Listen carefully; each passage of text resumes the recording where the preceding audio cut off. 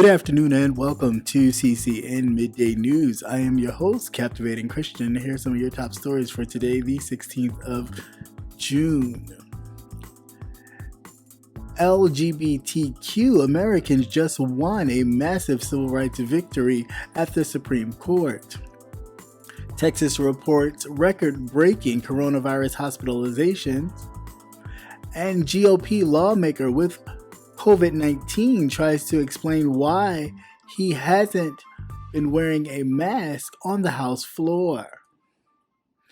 And Florida wildlife conservation officer shot dead. 3 are in custody. African Americans probably ought to be shot more by police, a top Tulsa officer has posted. And a father and son who beat up and stabbed a 12-year-old boy together are arrested. My family's been attacked and abused over the Confederate flag is a posting that the ex-NASCAR driver has posted. Let's get to the news.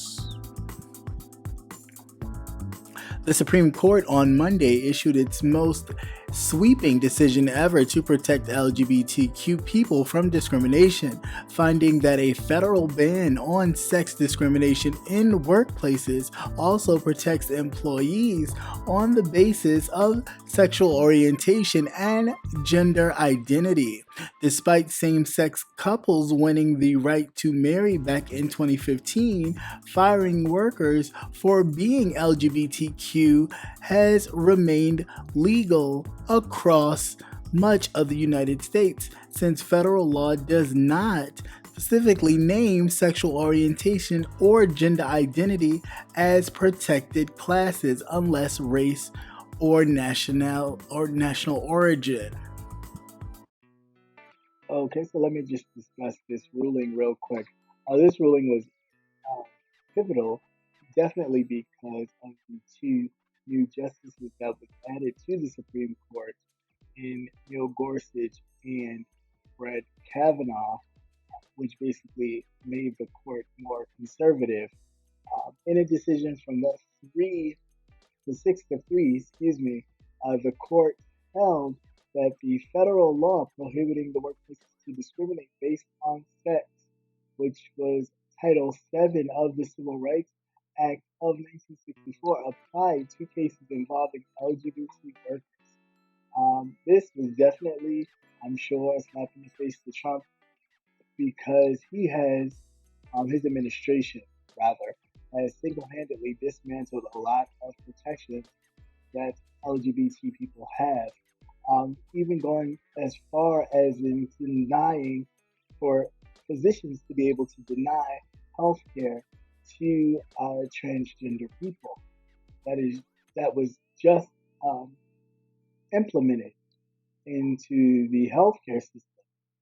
So I'm sure this act right here is a definite slap in the face to Trump and the Trump administration. So I'm curious to know what exactly will happen due to this. So again, a great day for people in the LGBT community. However, at the same time, this administration is dismantling a lot of healthcare provisions that are provided for LGBT people. Texas health authorities say that there were 2,287 patients sickened with the COVID-19 across its hospitals on Sunday, the 6th new high for coronavirus hospitalization in the state in less than a week. The new total is up to 2,242 patients on Saturday, according to updated data from the Texas Department of State Health Services. In the past week, Wednesday was the only day that Texas didn't set a new record for hospitalizations. Texas was among the first states to relax its statewide stay-at-home order, allowing it to expire on April 30th. Infectious diseases experts say that the steady rise in the COVID-19 cases and hospitalizations in Texas and other states will likely add to the scrutiny among some U.S. lawmakers that some states open business too early. At least 23 states are seeing a rise in cases of the last week, according to the CNBC analyst of Johns Hopkins University data. Coronavirus hospitalization, like new cases and deaths, are considered a key measure of the outbreak because it helps scientists gauge how severe it may be.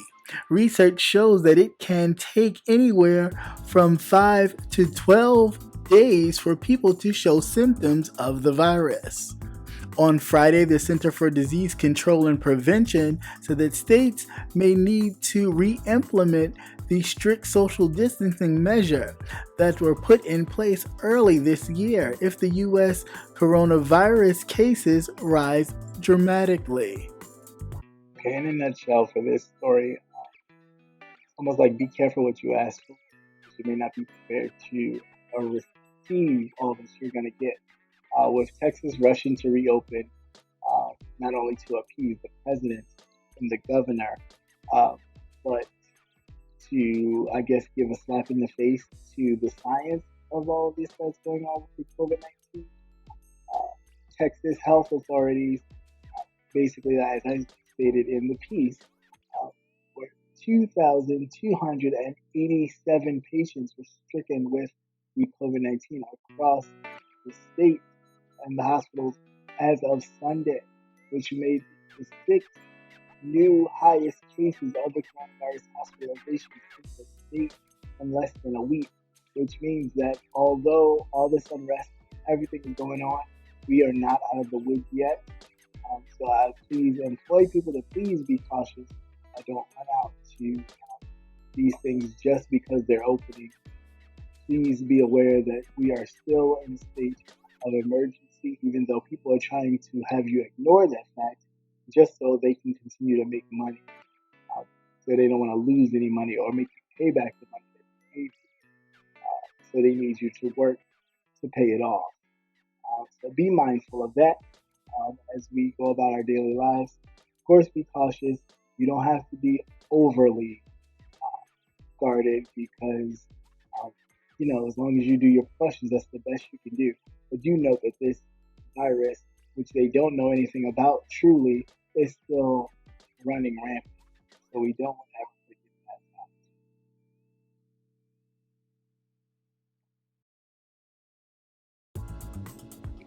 On Monday, Senator Tom Rice, a Republican out of South Carolina, announced that he learned last week that him and members of his family had tested positive for what he termed was the Wuhan virus, assuring everyone that he was out of danger and recovering, but complaining that he wasn't able to taste bacon. CNN's congressional correspondent proceeded to ask Rice why a few weeks before his diagnosis on May 28th, he had not taken to the House floor without wearing a mask. And he tried to defend himself by claiming that he had followed all the other recommended guidelines. Okay, I think it's far more to this Tim Rice situation. Senator Tim Rice from South Carolina. I think it is more to it than meets the eye. I definitely believe there's something to this. I know I reported on this before previously about how people were going around coughing in people's faces and all that other kind of stuff. Like the alt-right or the Ku Klux Klan was sending out emails and memos to their members secretly to go out and infect others if you know that you are infected, to infect others. And the fact that a member of Congress, a governing body, would deliberately find out that they have the virus, then go onto the floor without a mask or even informing your colleagues that, hey, I have me and my family have contracted COVID-19 basically only spells to me that you were looking to do one of two things. One, maybe dispel the myth of the COVID-19, which of course, you would politically see it.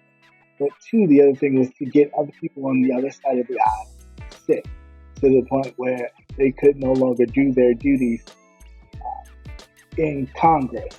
That's the only other thing I can think of. Other than that, he should be brought up on charges.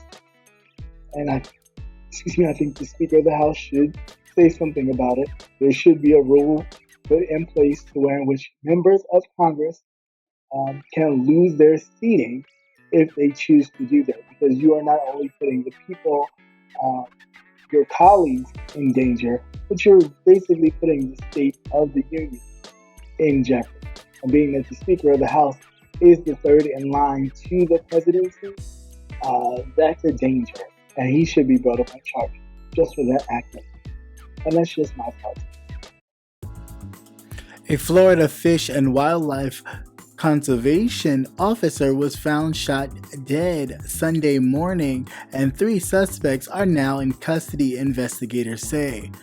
Julian Keene Jr., age 30, was off-duty at the time of the shooting, Fox 13 has reported. The sheriff deputy responded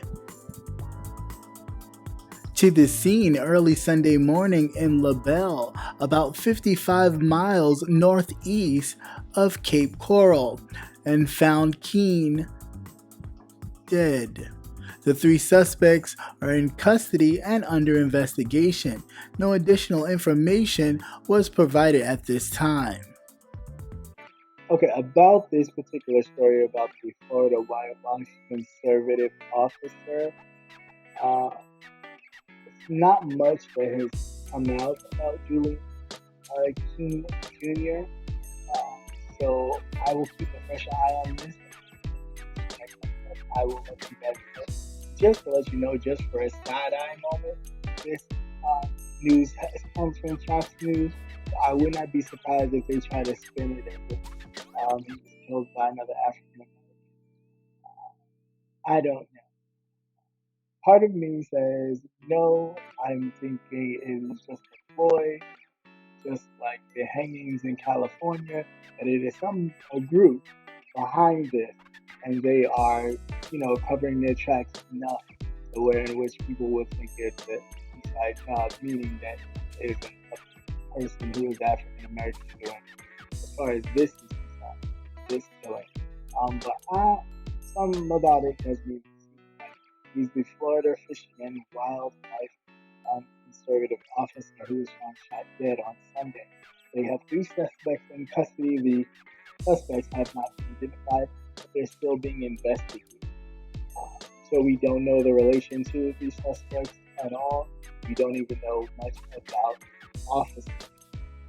But with all this going on against police brutality, I'm pretty sure they will make this officer's wildlife conservative officer seem like the best officer in the world, and for some strange reason, and this is just my hunch, that they will find the most free-looking, as they would describe as thugs, to say that they tried to rob him or something, and that will be displayed, or they wind up saying, it was a part of, they were members of the Black Lives Matter movement. Who knows? But again, I will keep you posted if I see anything. My line in regards to this story, I'm curious the details of this as well.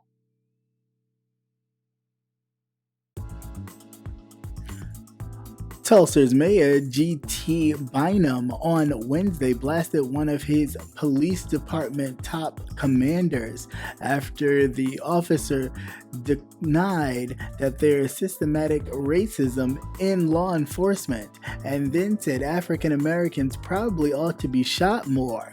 The Tulsa Chief of Police, Wendell Franklin, the first African American to hold that position on Thursday, also denounced the insinuatory comment made by Major Travis Yates. Chief Wendell Franklin and the Tulsa Police Department want to make it very clear we do not endorse, condone, or support Yates' comments made on the show. The statement from the TPD said this matter has been referred to our Internal Affairs Unit. Meanwhile, data on police shootings maintained by the Washington Post since 2015 has shown that African Americans are killed by police at more than twice the rate than whites.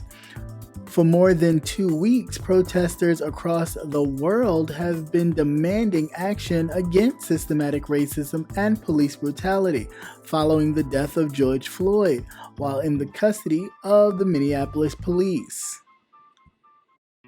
See, my problem with this, as I do the commentary on this article about the Tulsa official who said that African Americans should probably be shot by police officers.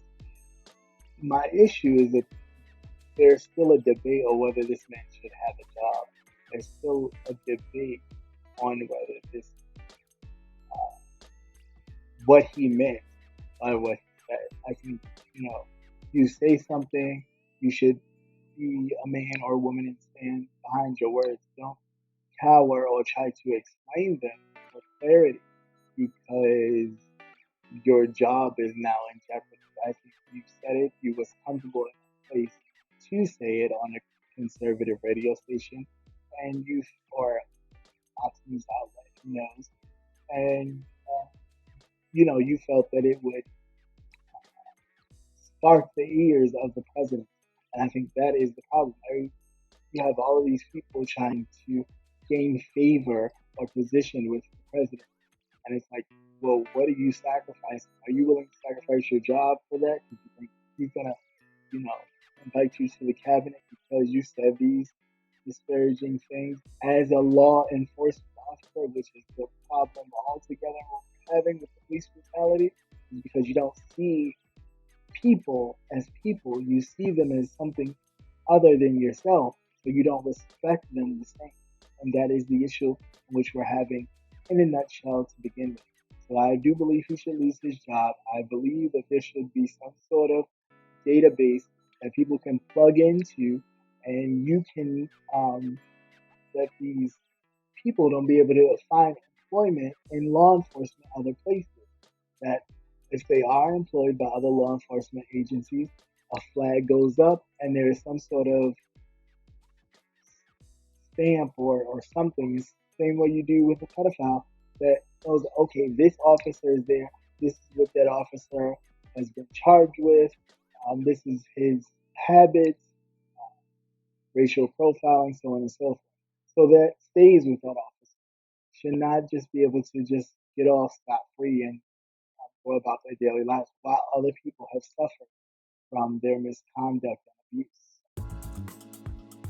A father who grabbed and beat a 12-year-old boy and then helped his 12-year-old son attack and stab the victim has turned himself into authorities after being on the run for 2 days. The incident occurred on June 10th when the police in the Mills Creek, Washington, received a report of a stabbing at the Heatherwood Apartments at approximately 11:22 p.m.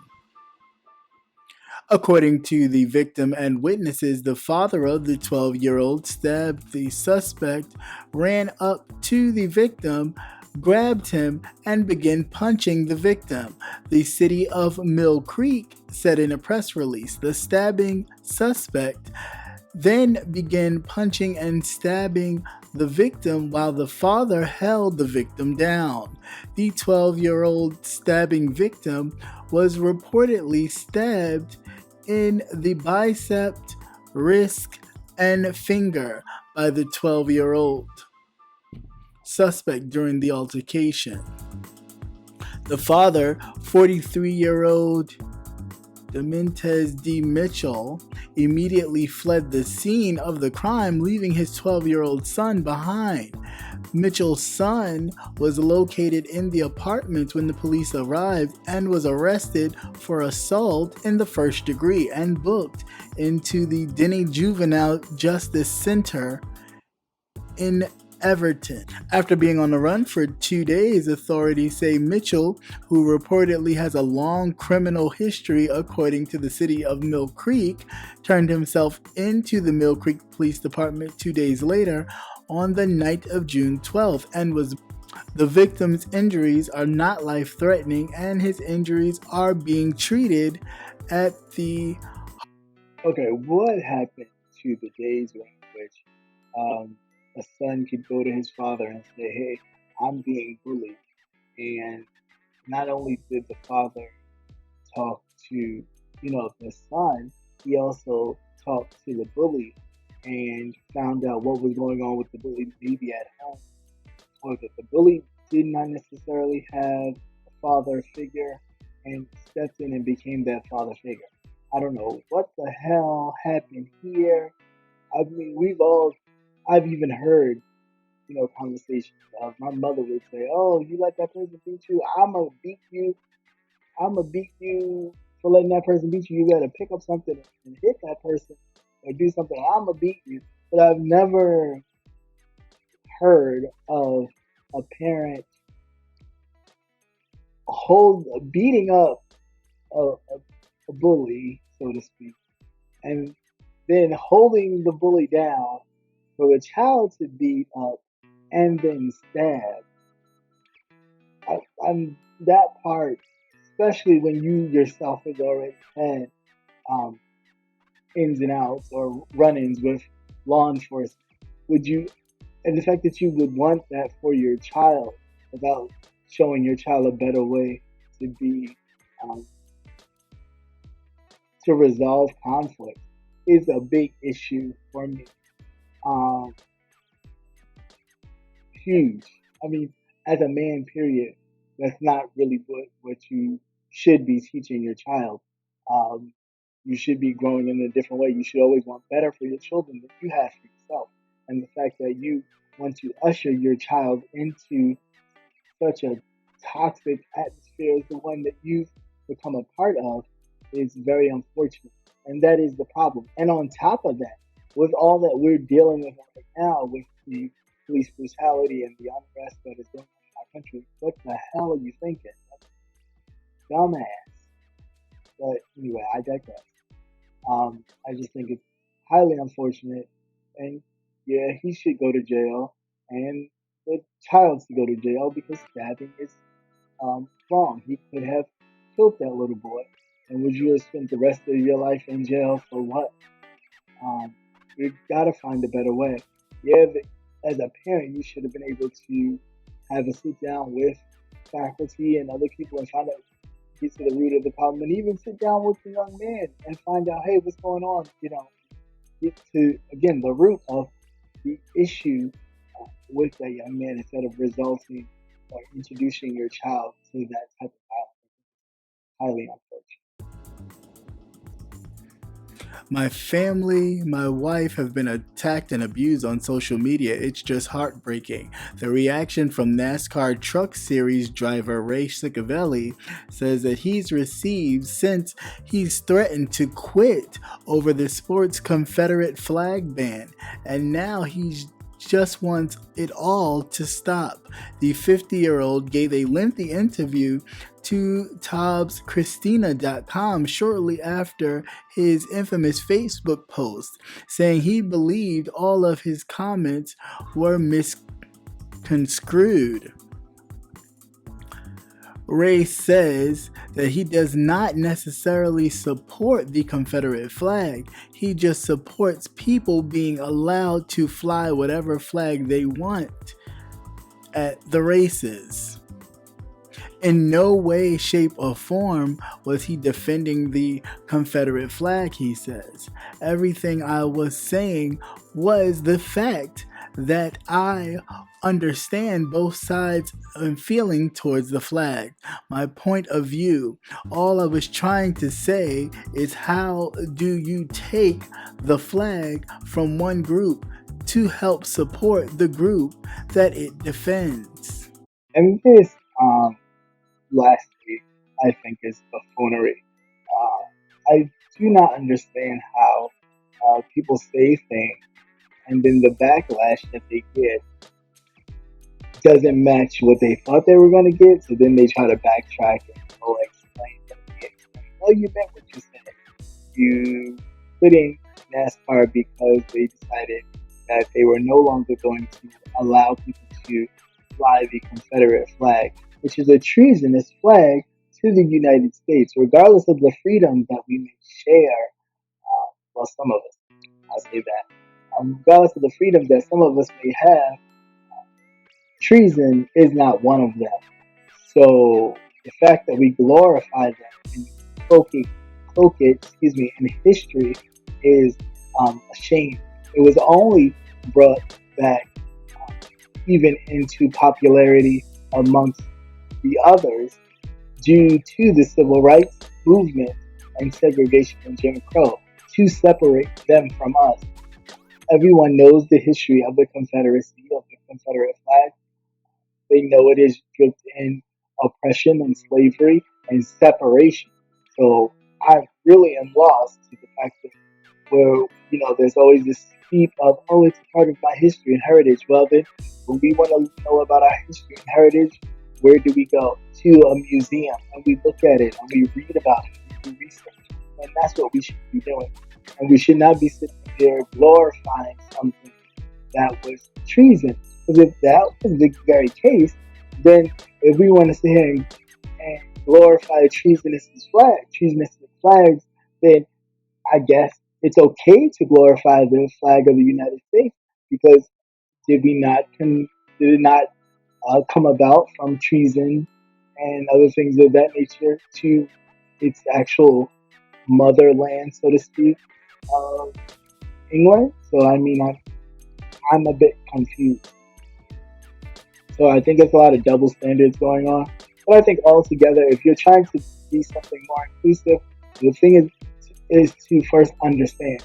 And for him to say he sees both sides, I think that's a bunch of BS too. Because if you've seen both sides, you can clearly see that maybe one side is far more offended by a flag than the other because of what the flag represents to that group that has happened, that is still happening. All you can see is everything that hasn't happened to you because of your privilege. So you would not see it.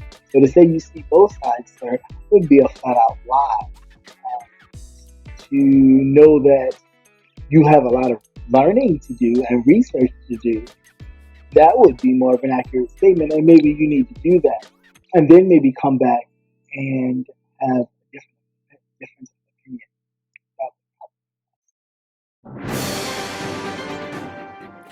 Once again, thank you for watching CCN Midday News. Hope you enjoyed. Please like, share, and subscribe. Also hit that notification button so you will never miss another news update. Have a great day. Peace.